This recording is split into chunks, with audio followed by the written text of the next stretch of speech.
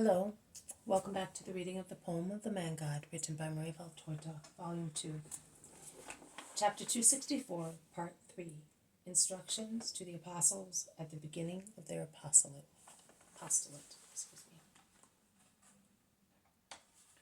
Jesus continues, I solemnly tell you that you and your successors will not have covered all the roads and all the towns in Israel before the Son of Man comes. Because on account of its dreadful sin, Israel will be scattered like chaff by a whirlwind, and will be spread all over the earth, and centuries and millennia will go by before it is gathered again on the threshing floor of Arana, the Jebusite. Every time Israel will try to gather together before the predetermined hour, it will be caught once again in the whirlwind and scattered, because Israel will have to weep for its sin for as many centuries as the drops of blood that will flow from the veins of the Lamb of God sacrificed for the sins of the world. And my church, which will be struck by Israel in me and in my apostles and disciples, will have to open its motherly arms and endeavor to gather Israel under its mantle, as a brooding hen does with its stray chickens. When the whole of Israel will be under the mantle of the Church of Christ, then it will come. But that applies to the future. Let us talk of the present. Remember that the disciple is not superior to his teacher, nor the slave to his master. It is enough for the disciple to be like his teacher, which is already an undeserved honor, and for a slave to be like his master, and it is supernatural bounty to grant you that. If they have called the landlord Beelzebub, what will they not say of the household? And will the slaves be able to rebel if the landlord does not rebel, does not hate or curse, but calm in his justice? He continues to work, postponing judgment to another moment when he sees them obstinate in evil, after he has tried what the master does not do. After he has tried everything to persuade them. No, the slaves will not be able to do what the master does not do, but they can imitate him, considering that they are sinners, whereas he is without sin. So be not afraid of those who will call you demons. The truth will be known one day, and then it will be clear who was the demon, whether it was you or they. There is nothing hidden that is not to be revealed, and nothing secret that is not to be known. What I now say to you in the dark and secretly, because the world is not worthy of knowing all the words of the word. It is not yet worthy of that, and it is not yet time to tell also those who are unworthy. When the time comes when everything is to be known, tell in the daylight, proclaim from housetops, what I now whisper more to your souls than to your ears.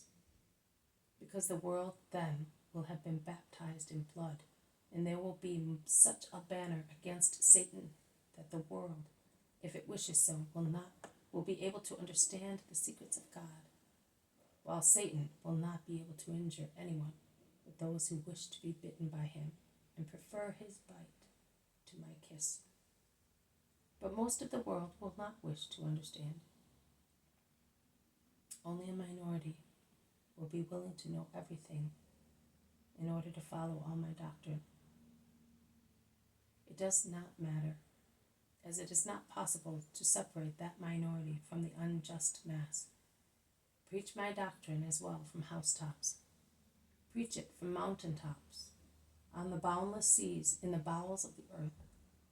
Even if men will not listen to it, birds and winds, fish and waves will pick up the divine words, and the bowels of the earth will keep their echo to repeat it to underground springs, minerals and metals, and they will all rejoice over them, because they have been created by God as well, to be a stool for my feet and joy to my heart. Do not be afraid of those who kill the body, but cannot kill the soul. Fear him, rather, who can loose your soul and unite it on doomsday to your body, raised from death, to throw both into the fire of hell. Be not afraid. Are 2 sparrows not sold for a penny? And yet, if your Father does not allow it, not one of them will fall to the ground, notwithstanding all the snares of man. So be not afraid. The Father knows you. Every hair on your heads is known to him, and you are worth more than many sparrows.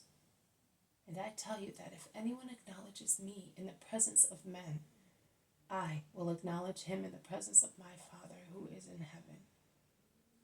But the one who disowns me in the presence of men, I will disown in the presence of my Father. To acknowledge means to follow and practice.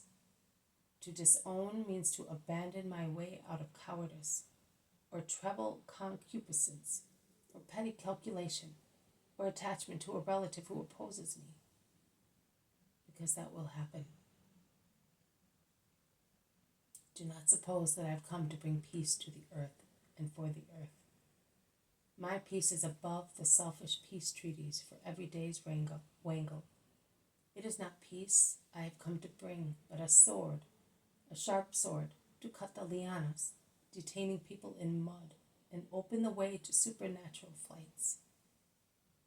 I have come to set a man against his father, a daughter-in-law against her mother, a daughter against her mother, a daughter-in-law against her mother-in-law, because I am he who reigns and has every right on his subjects, because no one is greater than I am with regards to rights on affections, because all love is centralized in me and becomes thus sublime.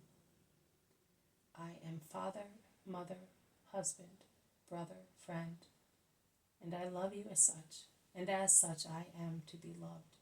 And when I say I want, no tie can resist, and that soul is mine. I created it with the Father. I save it by myself, so I am entitled to have it. The real enemies of man are men, besides demons, and the enemies of the new man, of the Christian, will be his relatives at home, with their complaints, their threats, or their entreaties. But from now on, he who prefers his father and mother to me is not worthy of me. He who prefers his son or daughter to me is not worthy of me. He who does not take his cross daily, complex as it is, made of resignation, renunciation, obedience, heroism, sorrow, illness, mourning, made of anything that reveals the will of God, or a test for man, and does not follow it in my footsteps, is not worthy of me. Anyone who appraises earthly life more than the spiritual one will lose true life. Anyone who loses his earthly life for my sake will find an eternal, blissful one. Anyone who receives you receives me. He who receives me receives him who sent me. Anyone who receives a prophet as a prophet will receive a reward proportionate to the charity offered to the prophet.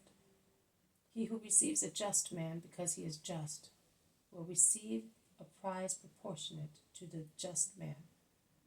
The reason is that he who acknowledges a prophet as such must be a prophet himself. That is, very holy, because he is held in the arms of the Spirit of God. And who will acknowledge a just man as such proves that he is just as well, because like souls know one another. Thus, each will be given a reward according to justice. And he who has given a glass of pure water to one of my servants, even if he were the least one, and are servants of Jesus, all those who preach him through their holy lives, and may be kings or beggars, wise men or people who know nothing, old people and babies, because all ages and all classes can be my disciples. He who has given a disciple of mine even a glass of water in my name, and because he is my disciple, I solemnly tell you that he will not go without a reward. I have finished. Now let us pray and go home. You will leave at dawn as follows: Simon of Jonah with John, Simon Zealot with Judas Iscariot, Andrew with Matthew, James of Alphaeus with Thomas, Philip with James of Zebedee, my brother Judas with Bartholomew. That is for this week. I will let you have new instructions later. Let us pray. And they pray in loud voices.